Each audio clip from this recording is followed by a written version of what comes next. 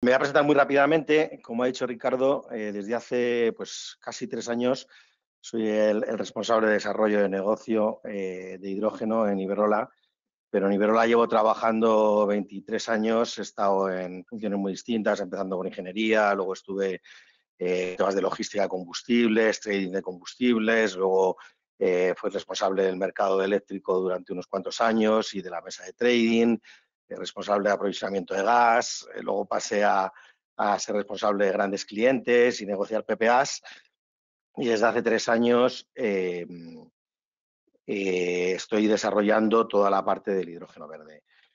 Yo he vivido en mis carnes la evolución del sector porque cuando empecé trabajando con carbón, o sea que nada que ver con lo que estoy haciendo ahora mismo, y he ido viendo cómo se ha ido reconvirtiendo el sector, que yo creo que ha sido una reconversión muy rápida, especialmente en España. Estaba viendo la jornada, el título, Fuentes de energía, solución o problema, que yo creo que genera un poco intenta generar un poco de polémica. La realidad para mí es que no, o sea, es solución sin duda. Las nuevas fuentes de energía son la solución sin duda, y además es que no hay otro camino. No me voy a extender en el tema de... Tengo una presentación con muchas fichas, pero iré al grano, ¿vale? No me voy a extender mucho en cómo va a ser la planificación. El camino de las energías renovables es algo que no tiene vuelta atrás, y especialmente es interesante e importante en España. Yo creo que en España somos líderes en energía renovable, tenemos un recurso renovable que ya quisieran el resto de nuestros vecinos europeos, y además vamos por delante. En España el año pasado yo creo que fue el 45% de la energía que se generó ya fue renovable. El 45%, yo creo que llegaremos al 50% pronto, estamos hablando de unas cantidades muy importantes, siendo un año seco, porque si hubiera sido un año húmedo habríamos pasado del 50%. Y hay un objetivo en el PNIEC, que era que el 74% de la electricidad generada en España en 2030 fuera renovable, que están replanteando en llevarlo al 81% en 2030. Y en cuanto a la energía final, no la electrificación no el sistema eléctrico, sino la energía final, pues movilidad o todos los usos de combustibles fósiles, el objetivo es 42% en el PNIEC actual y se quiere llevar hasta el 48%, el 50% en 2030, la electrificación de la demanda. Entonces estamos hablando de, uno, que vamos a reconvertir nuestro sector eléctrico en un sector eléctrico prácticamente renovable, y dos, vamos a avanzar en la electrificación de los usos finales de la energía. Por tanto, gran parte de los usos finales de cualquier tipo de industria, de cualquier actividad económica, se va a basar en la electrificación y en la electrificación renovable. Primero, vamos a hablar de la crisis. Lo mencionaba Ricardo en la introducción. Bueno, yo creo que hemos vivido una crisis que recordaba las crisis energéticas que hubo hace unos cuantos años, una crisis muy potente, que arrancó a principios del verano de 2021, principalmente por la recuperación de la demanda en Asia tras el COVID, y porque veníamos de bajos niveles de almacenamiento de gas. La crisis ha sido una crisis de gas, la crisis energética, que ha provocado una escalada de precios de la energía, de la electricidad en toda Europa, pero ha sido una crisis de gas. A la vez que la demanda en Asia empezaba a tirar, Rusia empezó a recortar, principalmente por el fin del contrato de Polonia y por problemas técnicos, empezó a recortar el suministro a Europa de gas. Y vino la invasión de Ucrania. Entonces llegó un invierno frío, la demanda de gas es muy cíclica, en invierno sube siempre de forma muy importante.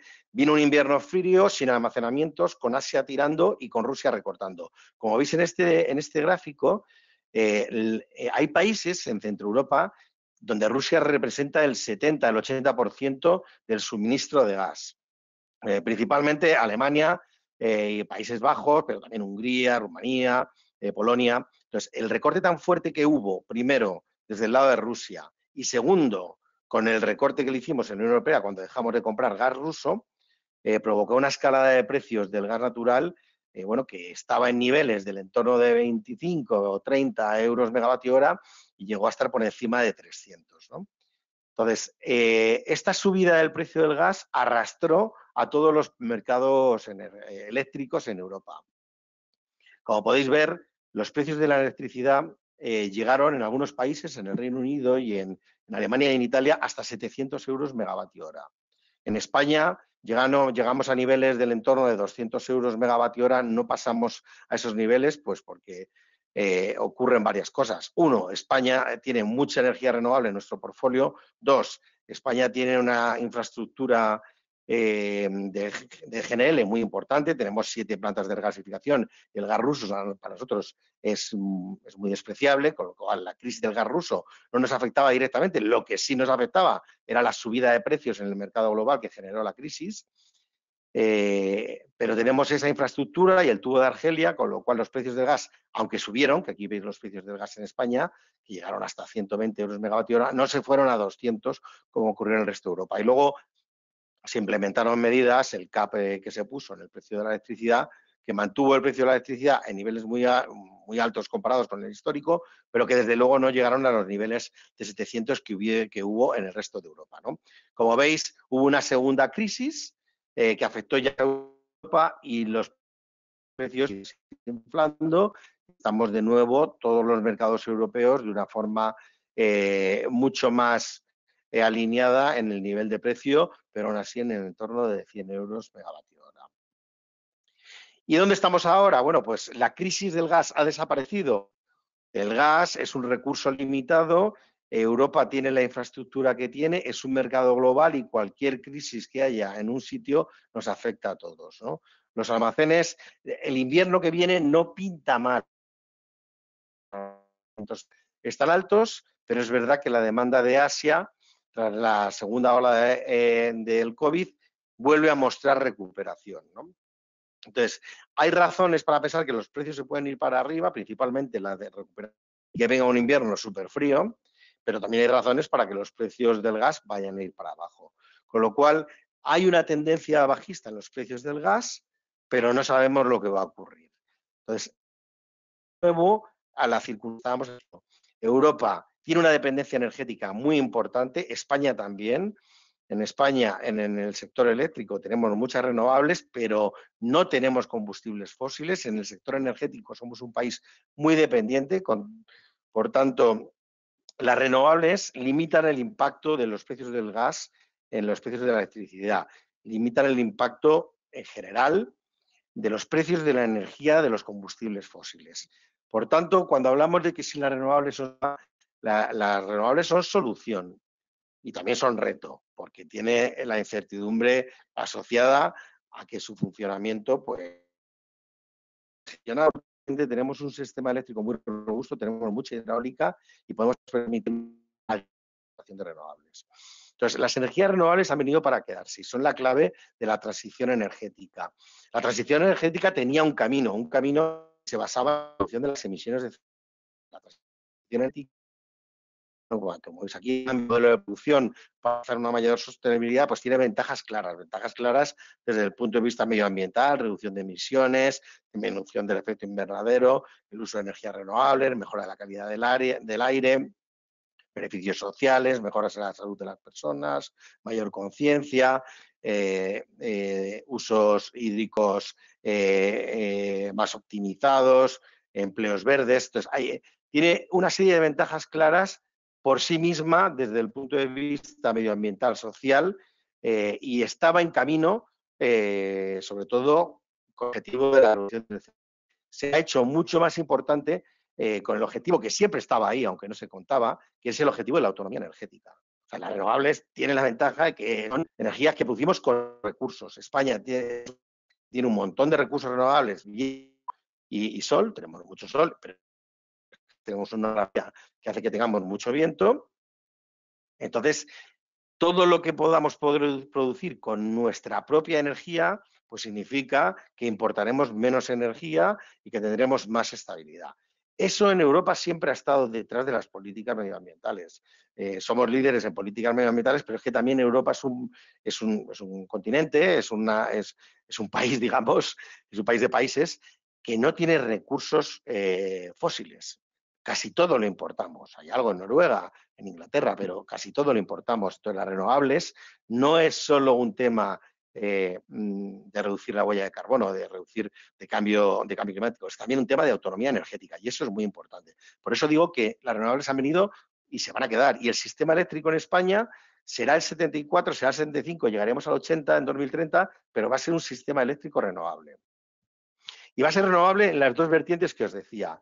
Primero hay que descarbonizar el sector eléctrico. Para eso tenemos que implementar nuevas renovables. Eso está en el PNIEC y eso ocurrirá. Veremos si lo conseguimos del todo o no, pero ocurrirá. Y ya os digo que en el 50 estamos, llega al 74 en 2030 o al 80 como se está planteando para renovar el PNIEC, pues puede ser que se consiga. Es un objetivo razonable.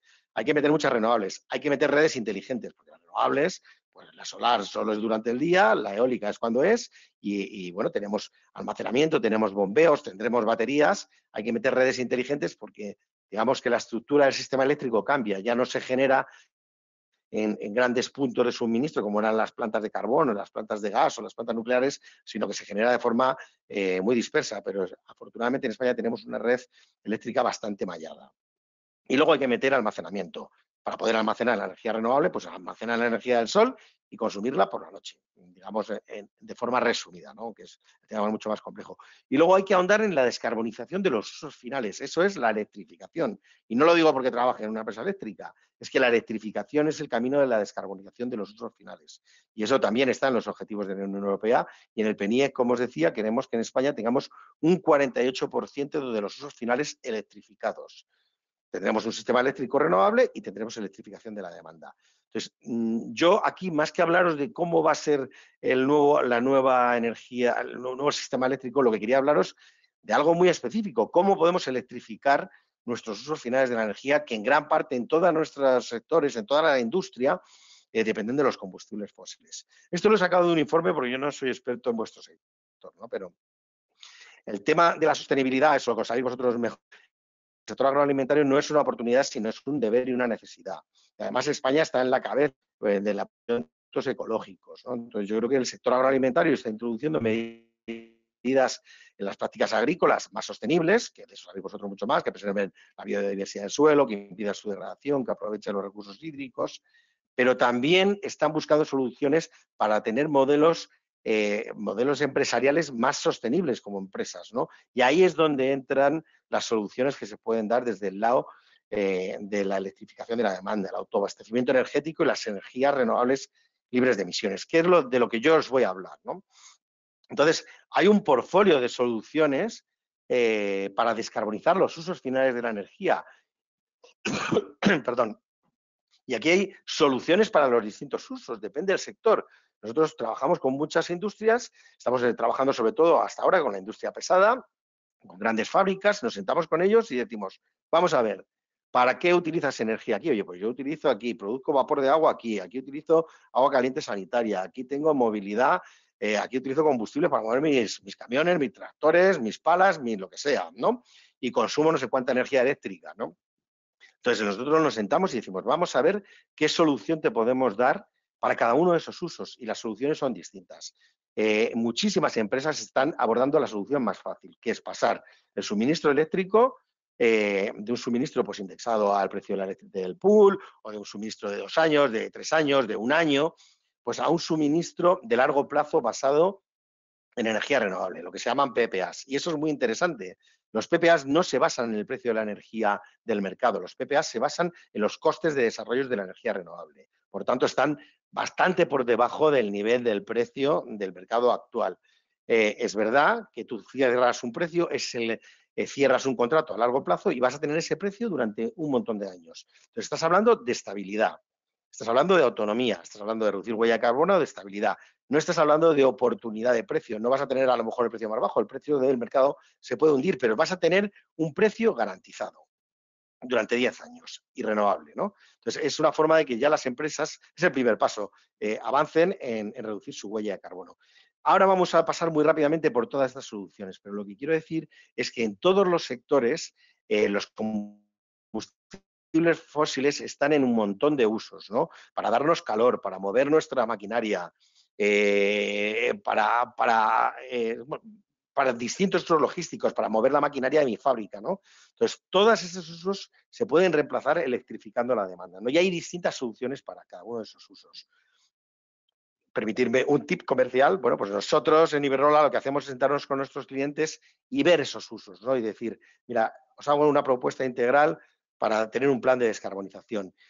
y pues lo hacemos nosotros y lo hace nuestra competencia, ¿no? Pero la gran industria ya está entrando por aquí. Yo creo que muchas empresas en vuestro sector también están entrando, ¿no? Pues poniendo paneles fotovoltaicos para autoabastecimiento, electrificando su flota de combustible, de vehículos o en parte o en aquellos que les interesen, contratando PPAs. Pues eso es lo que nosotros proponemos y ahí hay un montón de soluciones que podéis hacer para reducir la huella de carbono en nuestras plantas. Los PPAs. Pues los PPAs lo que es un contrato de largo plazo.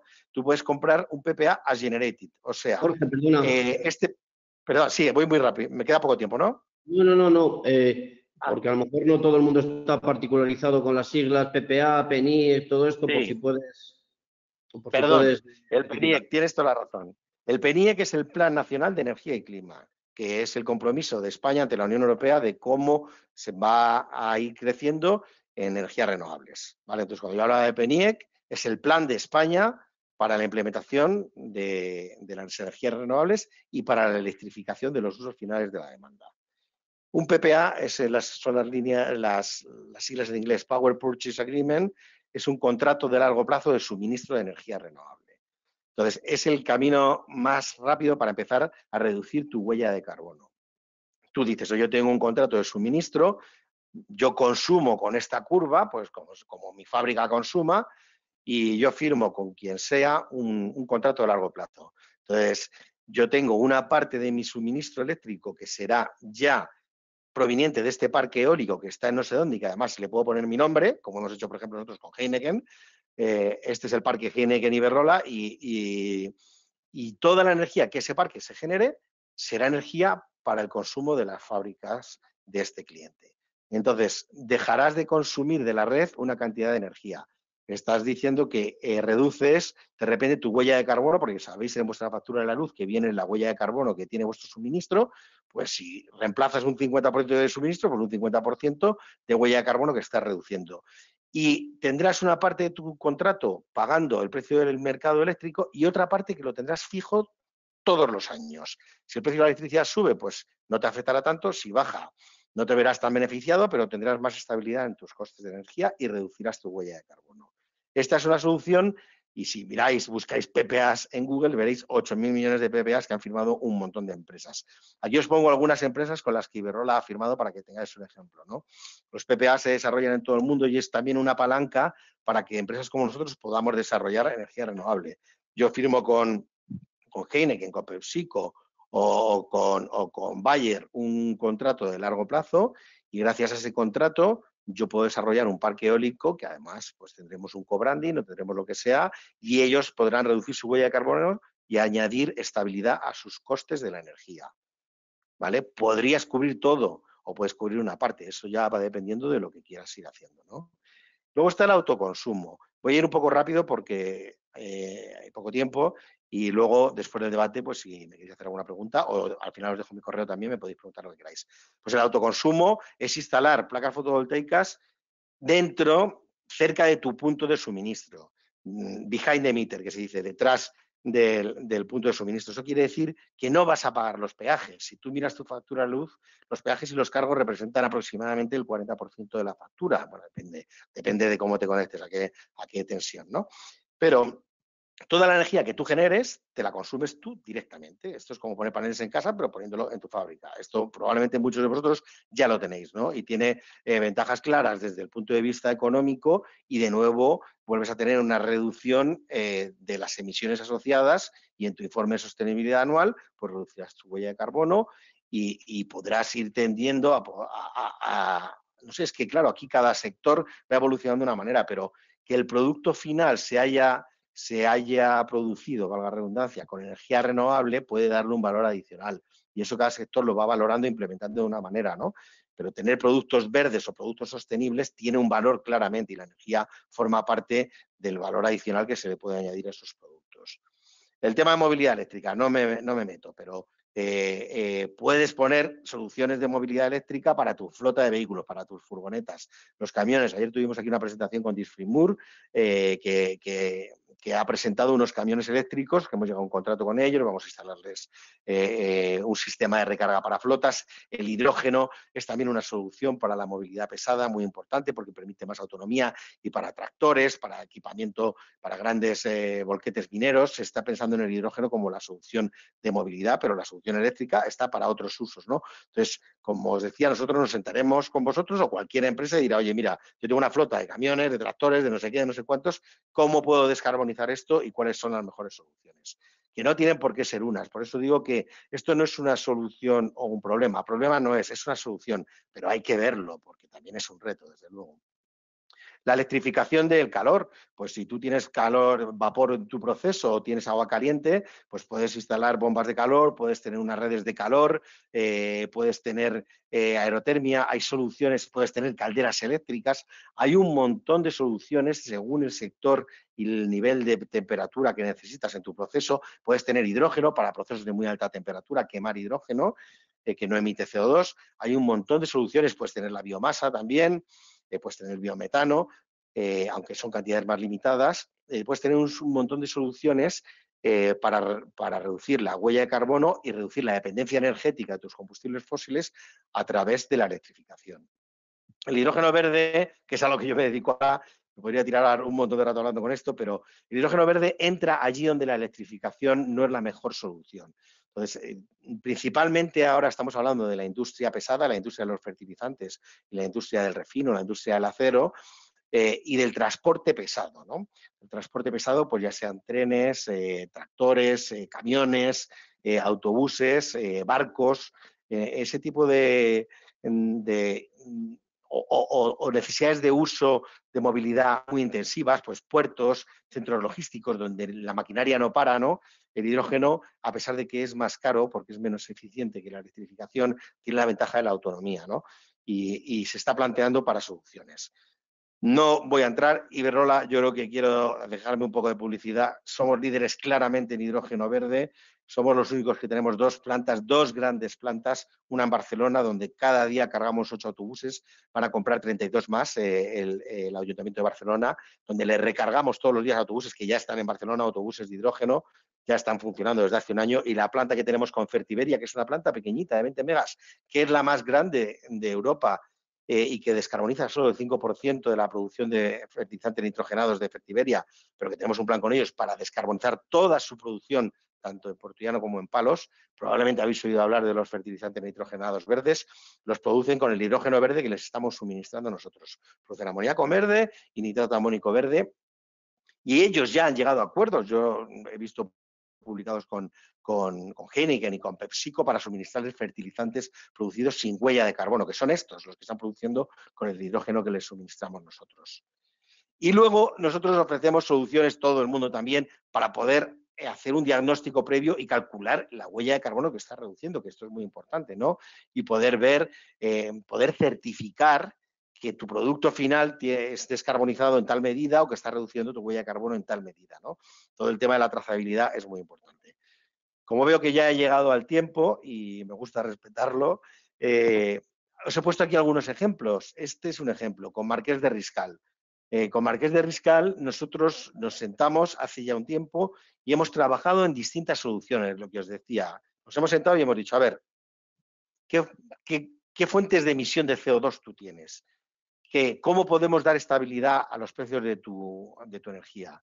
Y hemos trabajado con ellos, hemos instalado paneles fotovoltaicos en su bodega, tenemos un sistema de Smart Clima con 3 aerotermias, tenemos el sistema de monitorización de la reducción de huella de carbono, tenemos puntos de recarga que los van a ampliar.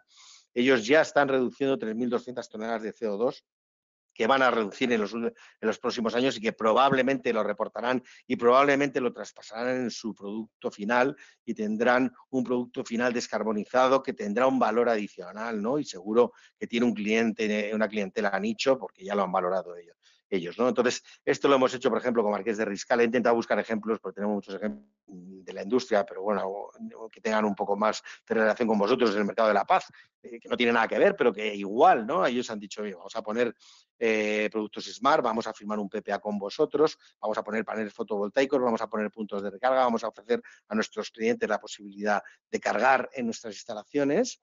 y están reduciendo su huella de carbono y están ofreciendo un servicio adicional a sus clientes. Están creando un entorno, están creando un ecosistema descarbonizado a su alrededor, ¿no? Entonces, no me quiero extender. El futuro es renovable sí o sí. No somos nosotros los que marcamos los objetivos, los marca el Plan Nacional de Energía y Clima. Nosotros como empresa lo que hacemos es ir detrás. Es verdad que Iberdrola es la empresa número 1 en renovables casi a nivel mundial, porque hace 20 años empezamos a apostar por las renovables y esto nos viene como anillo al dedo, pero los objetivos los marca Europa, los marca España. Nosotros lo que yo quería contaros, que además de los objetivos que creemos que se va a ocurrir y que las renovables han venido para quedarse, lo que hay son soluciones reales, soluciones que ya se pueden implementar para ir reduciendo nuestra huella de carbono. Ojo, A, reducir nuestra huella de carbono. B, dar estabilidad a nuestros costes. Y C, garantizar que nuestros productos se están produciendo con energía autónoma, con energía producida con recursos de nuestro país, con recursos renovables producidos en España, que también tiene su importancia. Y aquí tenéis mi correo, jpalomar@iberdrola.es. Luego, si tenéis preguntas, pues encantado de contestarlas, y si no, pues también me podéis escribir cuando queráis. Y dejáis de compartir, si queréis. Muy interesante. Y vamos a ver si hay alguna pregunta en el chat. No veo que haya por aquí. Perdonad la velocidad, pero es que Ricardo ha dado solo 20 minutos. Bueno, yo quería preguntarte, Jorge, el futuro es el futuro y esto está claro que lo que nos has contado va por ahí, pero luego vamos a hablar con los especialistas de cada subsector, pero plazos, por ejemplo, has hablado de los autobuses de Barcelona y tal, plazos para ver tractores o camiones, que es uno de los problemas que tiene el país a nivel de uso de combustibles. No sé si hay algo hecho por ahí, algún estudio que se pueda decir, pues mira, los tractores o los camiones de hidrógeno los vamos a ver en 2030 o no sé si hay plazos Sí. reales. Vamos a ver, camiones de hidrógeno ya hay. Hyundai tiene uno, el Exient, y por ejemplo hay una cadena, ahora no me acuerdo el nombre, una cadena, podéis buscarlo. En Suiza hay 100 camiones de hidrógeno ya dando vueltas. Y es un acuerdo que ha hecho una empresa energética, Alpic, la empresa suiza energética, con una cadena, es que ahora no me acuerdo, pero con una cadena de distribución alimentaria, y con Hyundai. Y hay 100 camiones que están distribuyendo alimentos ya en Suiza y recargando, ¿no? Entonces, la tecnología está. Es verdad que no hay muchas marcas, hay un montón de fabricantes de camiones que están trabajando y hay un montón de pilotos ya, pues, de grandes marcas, ¿no? De Scania, de Mercedes, pero todavía no hay muchos modelos. Lo que pasa es que hay una historia del huevo y la gallina, ¿no? Infraestructuras de recarga hay pocas. Tenemos nuestra planta, la única para flotas es la nuestra de Barcelona. Hay algunas más pequeñas. El Estado español puso en el objetivo de la hoja de ruta del hidrógeno que quería que hubiera 150 hidrogeneras en España en 2030. Lo que pasa es que todavía no está implementando ayudas suficientes. Las ayudas que han puesto en marcha en Suiza tienen dos vertientes. Por un lado, ayudan a la producción de hidrógeno, ¿vale?, para dar un precio competitivo con el gasoil, y por otro lado da ayudas a la compra del vehículo. Por eso el modelo de negocio en Suiza funciona, por eso en Alemania también está ocurriendo ya. Entonces, en los vehículos, por ejemplo, los autobuses ya son vehículos comerciales. En Alemania, Hyundai ha llegado a un acuerdo también con varias cadenas también de distribución alimentaria, pues yo creo que son los que le pueden ver más valor al producto final, ¿no?, de tener una logística descarbonizada. Pero, por ejemplo, os puedo contar que Amazon está trabajando ya para descarbonizar su logística. Nosotros hemos trabajado con ellos para proponerles estructuras de recarga, ¿no? Pero en Alemania, de nuevo, ya están implementando soluciones porque dan ayudas a la compra del vehículo y a la infraestructura. En España solo dan ayudas a la infraestructura. Por lo tanto, nosotros hemos hablado con un montón de empresas, pero no dan el paso porque los vehículos son mucho más caros. Entonces, hasta que no se reduzca el gap entre el precio del vehículo y el combustible, pueda ser competitivo, que lo puede ser con las ayudas que ya hay, puede ser competitivo, y también está en marcha toda la penalización de las emisiones de CO2, el modelo de negocio es difícil que funcione. Entonces yo, Ricardo, yo te diría que en 2 o 3 años es fácil que veamos camiones, pero depende mucho de la decisión política que haya en España. En otros países ya lo estamos viendo porque ya ha habido esa decisión.